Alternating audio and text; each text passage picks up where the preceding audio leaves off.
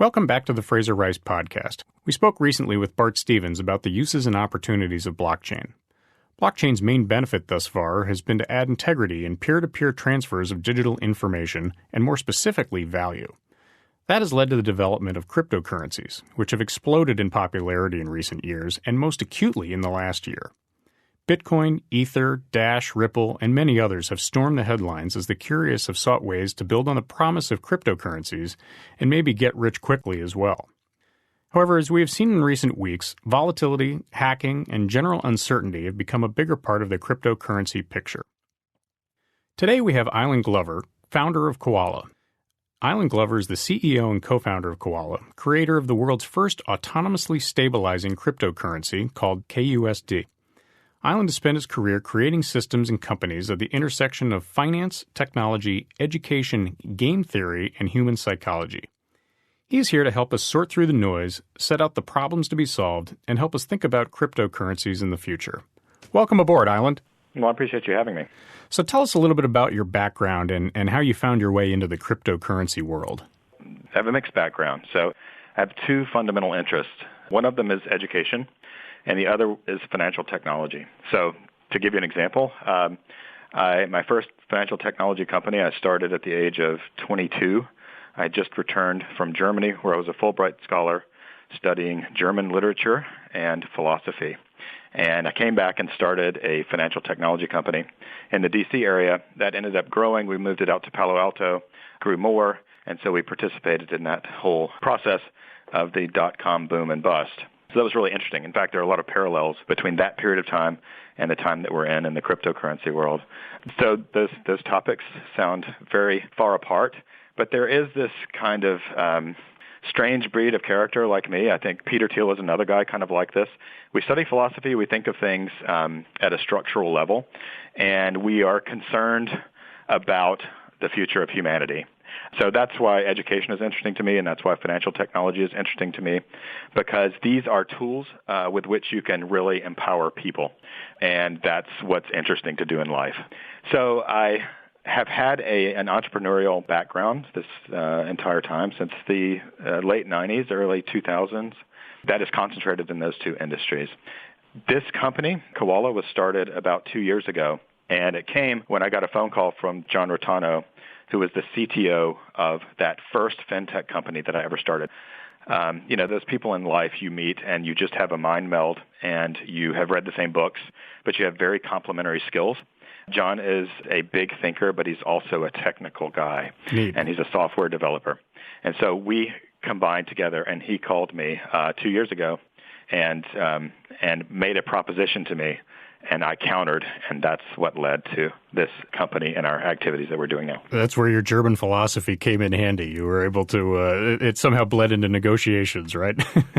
Yeah, it's really just thinking, again, at a really structural level. So just to put that into concrete terms, John called me, as I say, and said, hey, Eiland, I want you to be the CEO of this social media software company that I want to develop. And I said, well, I was going to call you and say that you should be the CTO of a cryptocurrency company. And so we started talking about it. Of course, I won that debate. But what we wanted to do is look at things in first principles. So John had already created, almost as a hobby, his own cryptocurrency called Neutrino in 2013, because that's the kind of guy he is. And my point to him was, hey, this technology is so amazing. We can see that. Many people can see that. And yet Bitcoin, for example, has basically zero penetration in the marketplace.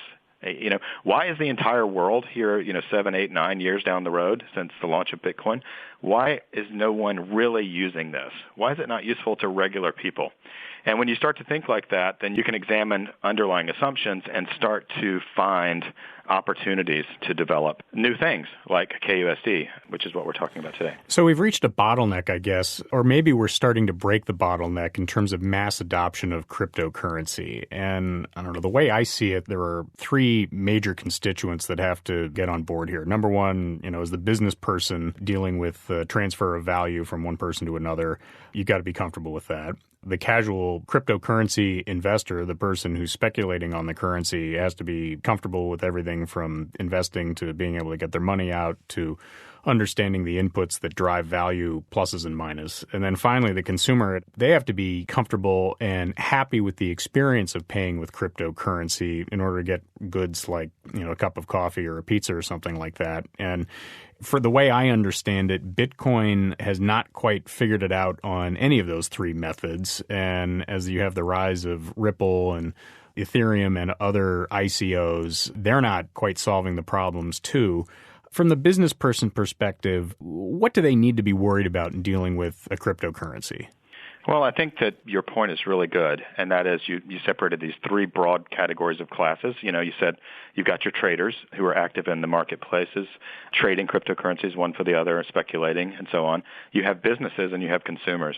And all three of those groups have a very easy-to-understand problem, and that is that each one of those needs a really important tool. They need a stable store of value for their money, for some period of time. So, for example, it's really hard to run a business. Let's say you have an online store and you want to accept Bitcoin, but let's say you do, have a $5,000 day.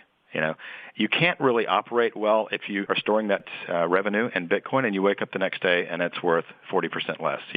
Employees are not going to get paid, suppliers, and you may not last very long. And consumers, of course, need to be able to count on to know that tomorrow this currency that they're using is going to be worth roughly the same thing as it was yesterday. Traders also need a place to park funds. They need a trading pair that's in a more stable currency. So just to give you a real-world example, the Friday before last, John Rotano and I were on the phone, and I said, gosh, I think we ought to liquidate $1 or $2 million in Ether, which is not really a rival to Bitcoin, but an altcoin that's very, very successful that many of your listeners are probably familiar with. And because the price had gone up tremendously, and I was feeling a little bit nervous about it, thinking, wow, maybe we should take some gains off the table. Well, we tried to contact our OTC trading guys in London and San Francisco, and for one reason or another, we just didn't get it done in time. And we wrote it down to 900 or thereabouts. Execution is a killer on that. Yikes. Yeah. So that's just one example of how a trader would want to, at certain times, take some money off the table and put it into a form that is really accessible, that stays on the blockchain, but that isn't going to have the volatility. And consumers and businesses, it's easy for us to imagine why they need a stable currency. So that's one of the big obstacles to mass adoption, and that's the primary one, we think, to mass adoption. Others, however, are the speed of the networks themselves. So Bitcoin famously is very slow. The block times, this is how often one new block of transactions will complete, is once every 10 minutes. We're not going to wait around in line at the grocery store for 10 minutes for the nice old lady in front of us to process her Bitcoin transaction. That's too slow for commerce. But others like Ethereum are 15 transactions per second, and that seems a lot better. But Ethereum was crippled just 4 or 6 weeks ago by one single game that was popular called CryptoKitties. And so what this shows you is that even if you get a stable currency that's very, very useful, it may still fail to become a mass-adopted currency because the transaction speeds can be too slow. And as they're slow, people pay more to get their transactions done, which drives up the transaction costs. So we are addressing this problem as well by taking what's called a fork of Ethereum, which means that we're taking the Ethereum code and we're pulling out essentially the engine, which is the consensus mechanism in Ethereum, which is something called proof of work. And we can go into this if you want to. And we're replacing it with something called proof of stake. We're using some technology developed by the team at Tendermint, and we've modified that. So we've basically done an engine switch, you could say. We've taken Ethereum, put a stable coin into that system, so that's the kind of the coin of the realm, and then we've replaced the engine so that you can actually get thousands of transactions per second as opposed to 15. So this is the second really, really big obstacle to mass adoption. And a third is distribution. So it's still difficult for regular people to get cryptocurrency, to get their first cryptocurrency. If you want to do that now, you can sign up with Coinbase, for example. You've got to go through kind of a lengthy process.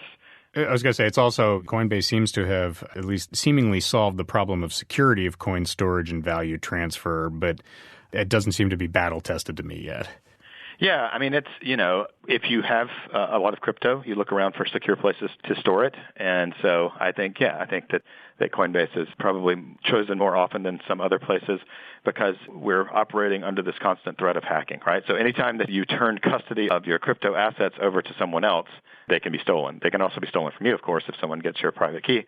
But this is dangerous. Just this week, there was an exchange in Japan, you may have read about, that was hacked to the tune of, I think it was $530 million. Right. So security is big, but that's getting better. And now there are these remaining obstacles to mass adoption. So I think for a business person today, I think a lot of my friends even who are entrepreneurs in all kinds of industries, whether it be healthcare or even financial services and so on, or retail, they're looking around going, hey, I hear about this all the time. When is it going to actually make a difference to my business, or what are the opportunities for me to move into the realm of cryptocurrency? How is that going to translate into real world results for me and my customers? And I think that is what 2018 is going to be about.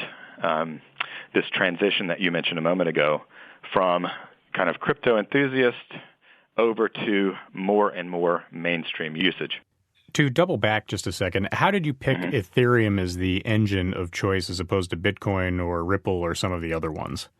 It really all comes down to smart contracts. So, all of these platforms that you're mentioning are technical tour de forces. They're amazing, created by amazing people, and Ethereum is one of them. But one of the keys we thought for making kUSD, this stable coin, and the blockchain that it's on, which is a separate blockchain, really useful would be to not only have that high transaction throughput, but also a platform that was ideal for smart contracts. And what that means is, if you think about the blockchain, one of the things you can do is you can program in rules-based contracts that are hosted on top of the network, and that opens up vast realms of new opportunities for new types of businesses or the transformation of current businesses. And so we chose Ethereum because it was the leading smart contracts platform. To get back to the concept of the non-volatile store of wealth, obviously, we've talked about this a little bit already with the wild swings that have taken place in a lot of the different cryptocurrencies and the problems that can cause with commerce and trading and so on. Your kUSD cryptocurrency seems to solve that problem by being pegged to a country-backed currency, and certainly the United States is a logical first choice to do that. Exactly. For the layman who's worried about these things, why not just be in the currency itself? And then maybe a different extension of that is, do you think governments are going to start having a cryptocurrency element to them so that they can be taking advantage of the features that you just described? I guess the first question really is, why not just use regular money? Sure. Right? So it might be good to take a real-world example. So let's say you have a Filipino, a young lady from the Philippines who's in Dubai, say, working in a hotel room and earning a pretty darn good wage. And she's, on a weekly basis, she's going down to a stand to send 60% of those earnings back to her family at home. This is a $420 billion, that I think that's an accurate number, marketplace for immigrants sending money back home every year.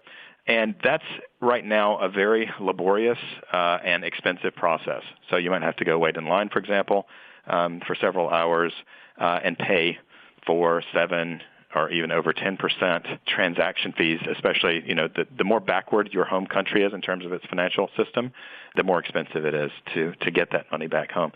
And this is one use case, but cryptocurrency makes that transaction absolutely trivial. So you could, from your smartphone, just like you might with apps like Venmo or PayPal, send back money to your family securely, instantaneously, and at basically no cost.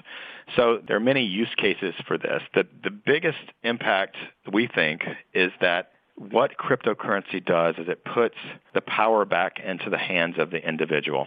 That means that you can store, secure, send, spend, save your money in a way that does not require banks, that does not require vaults. And when you do that, you give people power over their own lives. And that's very exciting. The other thing that it does is it connects you to the global economy instantaneously. So if you are in an online chat, let's say, playing a video game with another guy from Korea and you want to buy a digital asset, you can do that instantaneously right there. So, we are a globally connected world, and that's becoming more the case. And this is just a new type of money technology that fits into that world.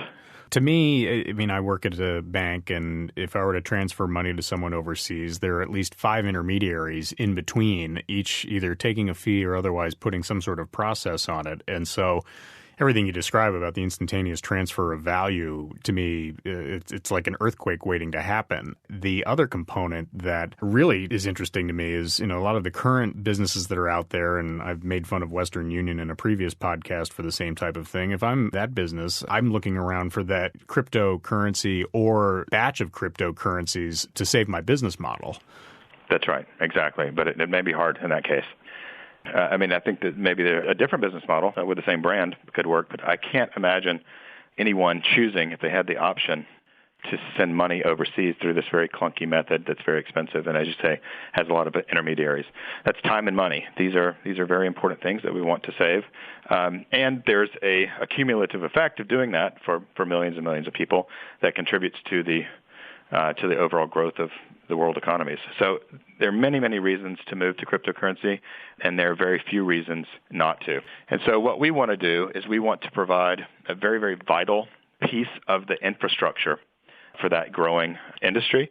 And also we want to trigger and help facilitate that mass adoption of cryptocurrency. And we see kUSD, as I said, as this piece of infrastructure, and the blockchain itself, this faster blockchain, as a piece of that vital infrastructure. And we want to turn that into a platform that really empowers individuals, which we've been talking about, but also entrepreneurs, other business people, and existing industries, merchants, and so forth, to come into a realm with a stable currency on a platform that accepts smart contracts, that is decentralized, that they can use as kind of a playground for their innovative ideas and ambitions. That's another step, I think, that you'll see happening in the industry this year, and we want to facilitate that. One of these steps in the industry, I think, and the idea behind your company makes a lot of sense to me, in pegging it to the U.S. dollar, is to, in a sense, borrow from that which is familiar for most people in terms of how they think of currency. Without losing everybody, how do you do that? How do you peg the currency to the U.S. dollar from a technical perspective so that you don't have those wild swings? Okay, I'll keep it very simple. It's a combination of software and self-interest of parties out there in the marketplace, I guess is a super simple way of saying it, but let me explain what that means. So it's very important to understand that kUSD is not backed by U.S. dollars. It's not an asset-backed currency. An asset-backed currency would be something like a casino chip, right? If you have ever visited a casino, you take your dollar bills, you hand them over to the teller, they exchange those for some chips with the name of the casino on them, and then you take those out there, and hopefully you don't lose them all too quickly. Later, if you come back, you can exchange those chips, get your dollars back if you have any left, and be on your merry way. So an asset-backed cryptocurrency, and there are some out there like Tether, for example, USDT, it makes sense as a first step towards a stable cryptocurrency, but it's not really a cryptocurrency. Real cryptocurrencies like Bitcoin, Litecoin, Ether, and so forth are not backed by any assets. And this sounds bad at first. It sounds like, oh, wow, that's not very good. But it's actually a really, really important feature. It's not a bug. It's a feature. That's important because that means that no one can control those or take them away or commandeer them and so on. So let's say you have an asset-backed cryptocurrency. You've got to store those assets somewhere. Tether stores them, I believe, in a vault, they say, in Taiwan. And about 6 months ago, Wells Fargo announced they weren't doing any more wire transfers to this bank in Taiwan. Lovely. And so, yes, the value of Tether dropped. But so what you really want is you want a distributed network and a distributed token. So that's an important thing. So kUSD is not backed by any asset. Okay, well then how does it hold its value? It does it just by responding automatically to demand for kUSD in the marketplace. So another way of saying that is that it operates like a robotic Federal Reserve. When the blockchain is aware of its price in the marketplaces via a system of decentralized oracles that are always read and reporting the market prices of kUSD from exchanges all around the world back to the blockchain. And so if that robot goes out and sees that it's now trading at $1.01, it knows it needs to start taking action, and it will begin to start taking action. What it will do is it will begin to increase what's called the block reward. And so when it does that, that's the reward that's given to miners for performing the work of the network. And when it does that, it's essentially increasing money supply. And so, if you've ever taken Uber at a time when there's a big game downtown or something, about surge pricing. Sure. So the Uber network will start to adjust its pricing based on demand. kUSD does something sort of in the same realm as that. It will, if it sees that it needs to add more of itself to the marketplace, it will do that. It also is able to subtract money from the money supply. And it does that, I guess the easiest way to understand that it does that is that it, in times when the value of kUSD is lower than $1 on the exchange, it will begin to enact what we call a stability fee, which is a tiny fee on any kind of transaction, less than, say, the sales tax that you might pay at Starbucks when you buy some coffee. And it takes that kUSD and sends it to what's called a burn wallet, and that's basically a black hole from which it can never emerge. So it's very effective at removing itself from the money supply. Now, those stability algorithms, these are programmed in a way that can't be changed, and everyone can see. Those will always return the money supply to a level that matches the demand, such that 1 kUSD equals $1 over time. But what keeps it from ever drifting far away at all is the self-interest of tens, hundreds, thousands of traders who understand that adding to and subtracting from the money supply, and who realize that, let's say if they see that kUSD at this moment is trading at 98 cents, they understand that it will not be trading at 98 cents in the near future. And so with that understanding, out of their own interest, they then purchase kUSD. And so the market forces don't hold it at $1, but what they do is they really keep it from drifting from $1, if that makes sense. So no, absolutely. Yeah. It's very complicated to get to, I think, when you were programming and doing the algorithms in order to make it happen, but it's a nice, elegant solution to the problem that you describe. Yes.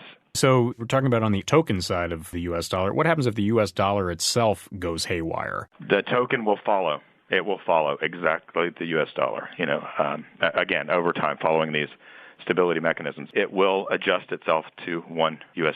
And at that point, the huge problem is for the trader who is trying to, maybe do an arbitrage off of one currency or another. But if you're executing correctly and you're pegging it to the dollar, you've in a sense taken one problem off their plate. That's right. So we plan on rolling out many different what we call K-coins, these assets that are designed to track different fiat currencies, and they work the same way. So, if you were in that situation, just like you might be able to, if you were a trader of currencies, then if you saw the dollar going haywire and you needed to get out of it, you might just trade for euros or what have you. Ultimately, the crypto investor and just the regular consumer, they already have access to thousands of crypto assets, and that number is going to go into the millions. And so you'll have plenty of options for moving your money and moving your value around, given all kinds of scenarios. Terrific. So one follow-up question, I guess, to the miner discussion that we had. How do you get miners to adopt / get interested in kUSD and continue to create a robust system? And how do you keep them happy, I guess? Yes. So this is a really important question. So we use something called the proof of stake consensus protocol. That's very different from Bitcoin, which is proof of work. So you may have read about Bitcoin. It says, and people saying, well, gosh, if you want to mine now, you have to have, you need to have access to lots of computing power and lots of cheap electricity if you want to even have a chance of getting one Bitcoin. And that's true because all of those nodes in the network are competing with each other, not to actually store the information of the network or to perform the basic functions of the network, but they're competing in kind of an arbitrarily difficult way that is there as a security measure and as a way to regulate the mining of the network. So in the Bitcoin world, that Bitcoin itself, that's what you're after, right? And so you're going to spend and invest money in computers and in electricity to try to vie for those Bitcoins that are being granted every so often. But in the kUSD, and really this is coming to almost all blockchains very soon. It's something called a proof of stake, and that is almost, you can think of it almost like permissioned mining. So you have on the kUSD blockchain, in order to reap block rewards, you have to possess at least one mining token. We call that mUSD. That is a different token, and it is what you need in order to mine. And so the miners are willing to do, first of all, those are sold. They're not just out there. They're actually sold. So people purchase these tokens for the right to mine. And the reason they do that is because as the demand for kUSD increases in the marketplace, remember that it will continue to increase its own money supply. And you'll remember also that it's not actually backed by dollars. So when it increases that money supply, it's essentially, creating new value in response to the demand in the marketplace. And that new value goes right into the wallets of the miners, and that's their economic incentive to mine. So does that comes in the form of kUSD or mUSD? Comes in the form of kUSD. So mUSD is what's called a utility token that does a lot of things, but one of the things that it gives you the ability to mine, to perform the work of the network. And so that's almost, let's see, what's a good example? So this is not a perfect analogy, but if mUSD was an apartment building, let's say, then the kUSD would be something like the rent. Right. So it's not quite like that because, but at least this is an oversimplified way of understanding kind of that relationship. So for our listeners out there, what is the best way to find out about / access kUSD? So this blockchain has not been launched yet. That's coming. That's coming very soon. But to learn about kUSD, the other K coins, the Kowala protocol, and so on, and also to keep track of updates, launches, and so forth, they can go to kowala.tech. Now that's spelled differently from the animal. It's spelled KOWALA.tech. That's our website. And then on Facebook and Twitter and social media, it's Kowala Tech, all one word, KOWALATECH. So they can follow us there. We also speak at conferences. We're producing educational videos now to help explain what we're up to and how people can take advantage of this new technology for their lives and for their businesses, so they can watch out for those things too. You sound like you are on the cusp of something really big and really interesting. Eiland, thank you very much for coming on and explaining it to us. For listeners out there, the information on Kowala and Kowala Tech and how to get to the website and so on will be on the website, so you'll be able to click on very easily. Thanks again for coming on. Fraser, thank you very much, and thanks to your listeners for learning about and listening to our plans for a stable cryptocurrency. We appreciate it. That was Eiland Glover, co-founder and CEO of Kowala. Check back soon for more episodes of the Fraser Rice Podcast. Thanks again and have a great day.